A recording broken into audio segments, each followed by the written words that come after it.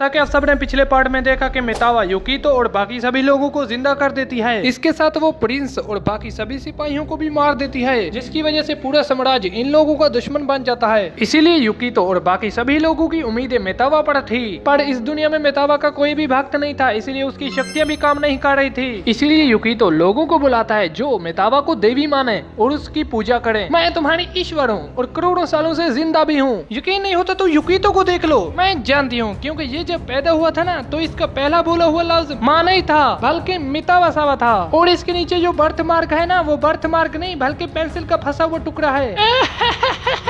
ये सुनकर युकितो शर्म से नीला हो जाता है और आगे बताती हूँ, सुनो मेरी बात, तुम अपना कोई चमत्कार दिखाओ ताकि हमें कुछ भक्त मिल सके। पर मेरे पास अभी जादुई शक्ति नहीं है। बस बहुत हुआ, अब मैं तुम्हारे ऊपर भरोसा नहीं करूंगा, अब मुझे ही कुछ करना होगा। युकितो और रोए मितावा के आगे बैठकर कहते हैं, मितावा सावा हमारी नई ईश्वर है। यकीन नहीं आ रहा तो सुनो मेरी बात।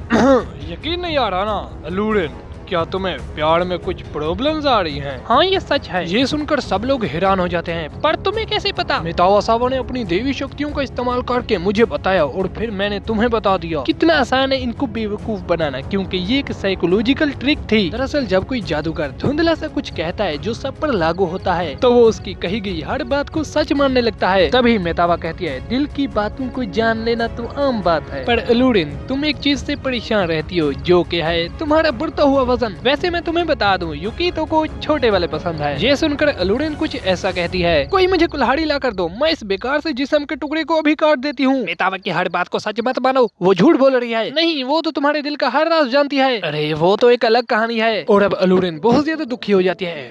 क्या करूँ मैं, कहाँ से लाऊं इतने भक्त? ये मितावा इतनी बेवकूफ है कि मुझे समझ नहीं आ रहा कि मैं इतने भक्त कहाँ से लाऊं। मुझे यकीन नहीं आता कि मेरी महानता इन लोगों को समझ में क्यों नहीं आती, लेकिन मैं हार नहीं मानूंगा। फिर युकितो लोगों को मितावा का भक्त बनाने के लिए कई किस्म के तरीके अपनाता है, पर एक तरीका भी काम नहीं करता। आखिर में मितावा सावा खूबसूरत सा ड्रेस पहनती है, जिसको देखकर रोए तो पागल ही हो जाता है भाई। लेकिन इससे भी काम नहीं बनता, जिससे युकितो और मितावा का हाल बेहाल हो जाता है। तभी इन दोनों के पास अल्लूरिन अपना पेट लेकर आती है। सब लोग सुनो, लगता है इसको कुछ हो गया। मुझे तो लगता है कि इसने चूहे मारने वाली दवाई खा ली। युकितो कहता है, तो फिर हम इसको राजधानी में ले चलते हैं। नहीं ले जा सकते, क्योंकि साम्राज्य के लोग गैर मानव जीवन के लिए कुछ नहीं करेंगे। हमारे पास इसको बचाने के लिए ना तो इन्फॉर्मेशन है और ना ही दवाई। अब रात हो जाती है, चिल मरने ही वाली होती है। तभी यहाँ पर युकितो और मितावा कुछ जड़ी बूटियाँ लेकर आते हैं। उसके बाद ये जड़ी बूटियों की दवाई बनाकर जैसे ही उसके पेट को पिलाते हैं, तो वो उसी वक्त उल्टी कर देता है। सब लोग परेशान हो जाते हैं, प्लीज मरना मत। तभी मितावा अपनी बची कुछ शक्तियों का इस्तेमाल करके चिल को जिंदा कर देती है, लेकिन मितावा का हाल बेहाल हो जाता है। ये देखकर अल्लूरिन और सलूरिन इसका शुक्रिया अदा करते हैं। फिर ये दोनों मितावा के भक्त बन जाते हैं। ऐसा करते ही मितावा की शक्ति बहुत ज्यादा बढ़ जाती है। सिर्फ इतने से भक्तों से तुम्हारी शक्ति इतनी बढ़ गई? नहीं, ऐसा हमेशा नहीं होता। लगता है इन दोनों में कुछ खास बात है। अच्छा, तो कोई इंसान किस तरीके से तुम्हारा भक्त बनता है, तो उसका सीधा असर तुम्हारी शक्तियों की मात्रा पर पड़ता है।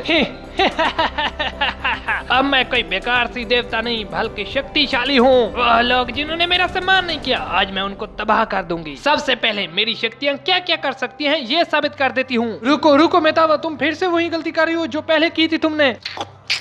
अगर तुम बुरा न मानो तो मैं तुमसे एक इंसान मांगू? हाँ मांगो। चलो सबसे पहले बाहर चलते हैं। फिर ये तीनों बाहर आ जाते हैं। रोय कहता है, क्या तुम मजाक कर रही हो? क्या तुम साम्राज्य के उन लोगों को दोबारा से जिंदा करवाना चाहती हो जिन्होंने हमें जान से मारने की कोशिश की? मैं बिल्कुल जानती हूँ कि उन्होंने हमें जान से मारने की कोशिश की, पर मैं ये भी जानती हूँ कि वो ये काम अपनी मर्जी से नहीं कर रहे थे। सलूरिन कहती है, हाँ हमें पीने के लिए और साथी भी मिल जाएंगे, और अगर कोई मुसीबत खड़ी हुई तो मितावा तो हमारे साथ है ही ना। मैं साम्राज्य की राजधानी का सामना करना चाहता हूँ, और ये है कि नए दुश्मन बुला रही है। अरे भाई युकितो, मितावा भी तो तेरी साथी है, रोकना उसे।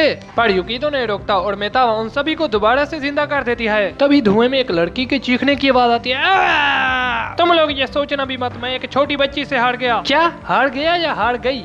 कौन हो तुम? मैं बल्ट्रोन हूँ, साम्राज्य का शूरवीर। बदलाव इतना हसीन होगा मैंने सोचा नहीं था। इससे अच्छा तुम मुझे मार ही डालो। शिफ्ट होता है एक मिस्टीरियस लड़की पर जो एक डायनासोर के साथ फाइट कर रही होती है। तभी वो डायनासोर के सामने आती है और एक फटके में ही उसका काम तमाम कर देती है। लड़की अपने दूसरे साथी को कहती है, काम हो गया। बहुत खूब, साम्राज्य तुमसे बहुत खुश होंगे। दरअसल ये लड़की साम्राज्य के लिए काम करती है और इनको आर्कोन बुलाया जाता है। सीन शिफ्ट होता है बल्ट्रोन पर, जो साम्राज्य के महल में जाता है या जाती है, जो जो भी बोलो। तभी सिपाही उसको धक्का देता है और कहता है, ए कौन हो तुम, जाओ यहाँ से। मैं बेल्ट्रॉन हूँ, इस साम्राज्य का शूरवीर, और मुझे आइसोलेशन कैंप वालों के बारे में कुछ बताना है। अच्छा तो तुम्हें आइसोलेशन कैंप